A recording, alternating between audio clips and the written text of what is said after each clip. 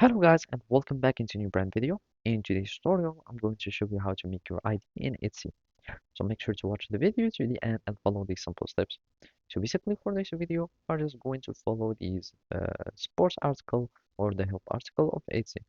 And here how you can verify or add your identity on Etsy.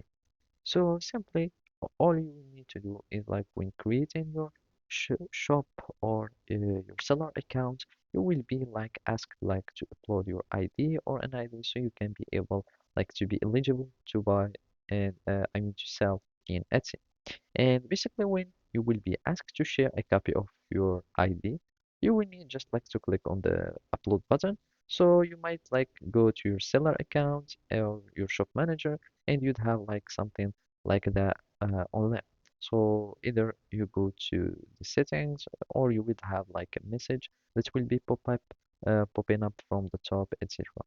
And then you will be needing like just to upload your ID, and from there you will need just like to add the picture like recto verso and for your ID. That means like the face in the back, and from there you will need or when you choose your country or the country of your ID, you will see the list of accepted types of ID, and there you will find like either the driver license, state ID, or even the passport.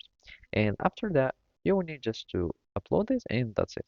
And in some case, you might uh, face some problem like uploading or your ID will be declined, etc. So you will need just to make sure that all your information are visible and readable and they are not scratched or anything.